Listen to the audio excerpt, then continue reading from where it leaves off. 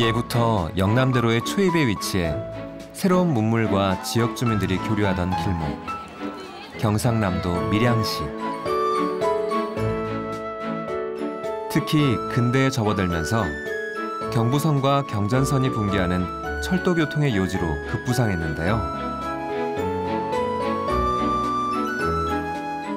옛날에 여기 보면 삼일여간, 진주여간, 태평여간 쭉 있었습니다. 예. 몇 시간씩 기다리다가 가야 되니까 식당에 들어가서 밥 먹고 여간에 가 자고. 삼랑진역을 중심으로 번성했던 이곳은 경부고속도로와 함께 옛 명성을 잃게 되는데요.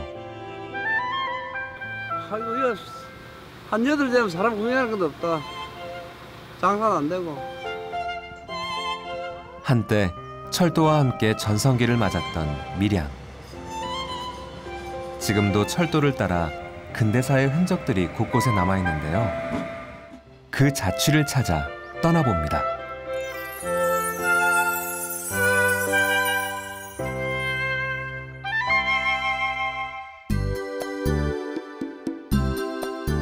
근대에 접어들면서 철도의 중심지이자 문화적 번성을 이룩했던 밀양시.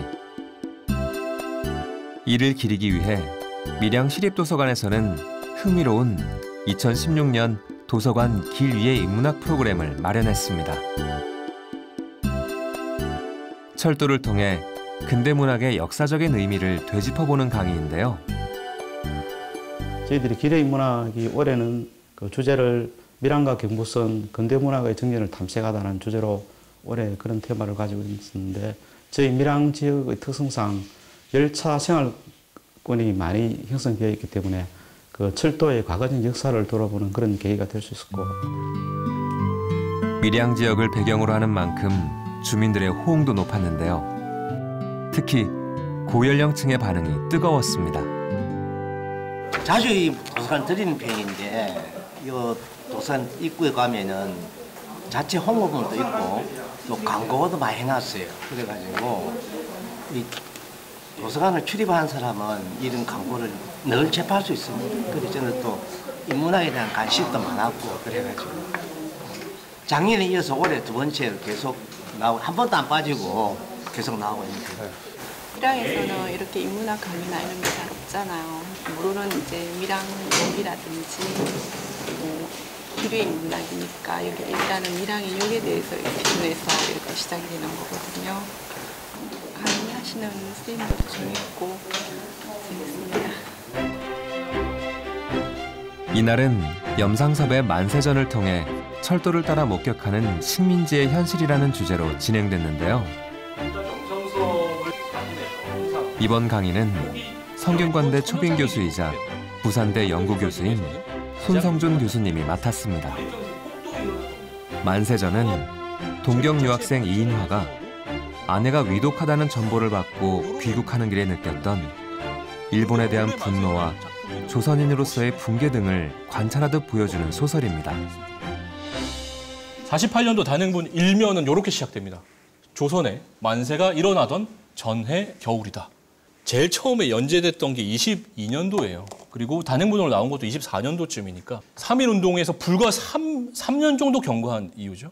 만세라고 하면 3.1운동을 바로 지시하는 그런 어떤 일종의 시기를 지칭하는 대명사 같은 뜻이었어요.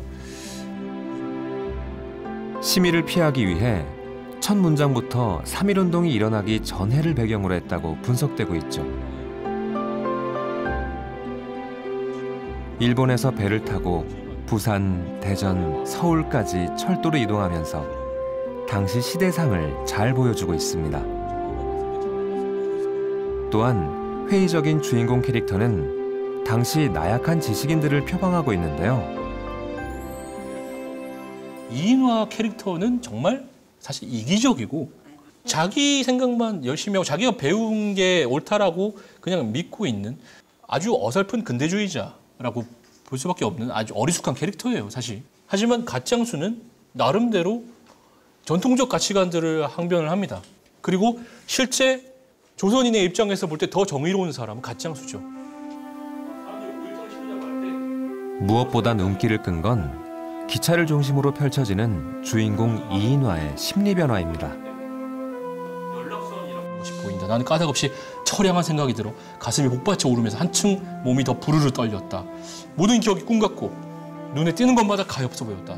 눈물이 스며 나올 것 같았다. 나는 승강대를 올려서며 속에서 분노가 치밀어 올라서 이렇게 부짖었다. 지금 일본인들은 따뜻한 곳에서 희희랑랑거리고 조선인들은 결박당한 채 밖에서 오들오들 떨고 있어요. 이 장면을 보면서 이인화는 이렇게 말합니다. 이것이 생활이라는 것인가? 모두 되져버려라. 착간 안으로 들어오며 무덤이다. 구더기가 끓는 무덤이다. 라고 나는 지긋지긋한 듯이 입술을 악물어 보았다. 일제 식민지가 된 조국의 현실을 회피하고 싶었던 주인공 이인화. 결국 아내는 죽고 남은 가족은 조선에 남겨둔 채 공부를 핑계로 다시 일본으로 도망치듯 떠나면서 소설은 그렇게 끝을 맺습니다. 현실 고발하는 것은 참 좋는데 고발가 했을 때만 끝나지 않고 생활 속에 뛰어들어가지고 그 어떤 민족을 이끌어 나가는 그 점이 조금 그 지식인의 나약함이 드러났던 거 아닌가 그런 생각이 좀 들긴 듭니다. 그 이제 공통적으로 그 당시 지식인이 가지고 있는 가장 결점이 한 가지가 아닌가 그런 생각이 드네요. 강연뿐 아니라 근대의 자취를 찾는 탐방 프로그램도 진행됐습니다. 아이부터 할아버지까지 다양한 연령대가 참여한 만큼 기대가 되는데요. 자, 이제 부산역 드디어 목적지인 부산역에 도착합니다.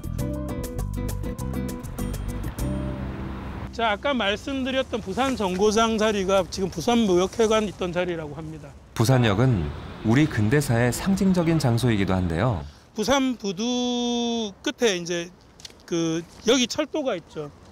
지도 보시면 여기까지 다 철도가 돼 있습니다. 그래서 배에서 내리자마자 철도를 타게 돼 있습니다. 입국 수속 같은 거는 배 안에서 다 했다 그러더라고요. 그래서 내리자마자 바로 기차를 타고 갈 수 있는 그런 시스템이었고 본격적으로 근대의 자취를 찾아 골목기행을 시작해 보는데요. 1960년부터 시작된 동광동 인쇄소 골목은 규모는 더 작아졌지만 아직 그 명맥을 이어가고 있고요. 그 옆에는 피난살의 아픔의 상징인 40계단이 자리해 있습니다. 이게 왜 중요하냐면은 일종의 이것도 랜드마크예요. 일본인 거리이기도 했지만 특히 한국전쟁 때 많은 피난민들이 여기 내려와서 살게 됐고 굉장히 자그마한 학고방 같은 것들을 만들어 살게 됐다고 하더라고요. 그리고 여기서 만나기도 하고 사람들이 이제 일종의 랜드마크인데 여기에 그걸 잘 나타내주는 노래가 하나 여기 뒤에 새겨져 있어요. 당시 40계단을 배경으로 한 대중가요도 발표됐는데요. 인기 가수 박재홍의 경상도 아가씨는 서러운 피난민들에게 큰 위안을 줬습니다. 이가살이 저렁서려 동정하는 판자집에 경상도 아가씨가 애처롭게 우는구나. 감사합니다.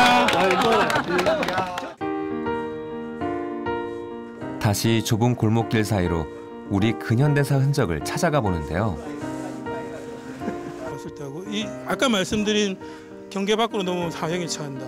그다음에 이게 노부세라고 적혀 있는데 안내판이 있지만은 이 자리쯤이 부산 해관이 있던 자리입니다. 아까 계속 바닷가를 걸어왔다고 말씀드렸잖아요. 표지판으로나마 만날 수 있는 역사의 흔적들입니다. 끝으로 찾은 곳은 부산의 근현대사를 만날 수 있는 부산 근대역사관. 일제강점기 식민지 수탈기구인 동양척식주식회사 건물을 개조해서 박물관으로 사용하고 있습니다. 양척식주식회사. 이 회사는 철저하게 경제적으로 어떻게 빨아먹나 하는 그런 걸 연구하던 자리예요, 여기가. 1920년도에 일본은 공업이 아주 발달했습니다. 바로 물물을 바로 이 개항을 우리보다 훨씬 하고 빨리 하고 해가지고 그러니까 공장 산업 이런 공업 산업이 아주 발달을 했어요. 근데 이걸 막 만들어내는데 고서원 서만에서는 이걸 소비를 할 수가 없습니다. 이걸 팔 나라가 소위 말하는 식민지가 필요해요. 아, 이걸 팔아야 되고 쌀도 모자라네. 이촌 향도를 해가지고 촌을 떠나가지고 어디로 가는 도시로 막 향하는 이 운동이 막 일어났어요. 농사 지을 사람 안 그래도 이래 많지는 않은데 쌀이 적게 나옵니다. 와서 조선에 보니까 김해 저쪽으로 막 쌀이 싸고 얘는 붙은 조선이다 해가지고 일제 강점기부터 한국 전쟁 그리고 1960, 70년대까지 우리의 지나온 근현대사의 문화들을 고스란히 간직한 역사의 상징 부산. 길 위에서의 인문학을 통해 살아 숨쉬는 우리의 역사를 만날 수 있는 소중한 시간이었습니다.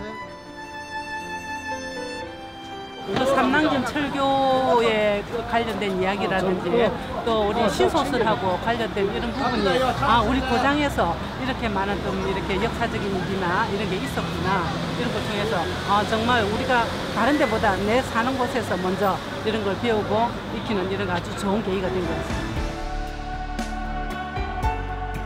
철도와 함께 지나온 우리 근대사. 당시 시대상을 되새겨본 인문학 프로그램을 통해 역사란 먼 과거가 아닌 현재와 함께 살아 숨쉬고 있다는 것을 다시 한번 되새겨봅니다.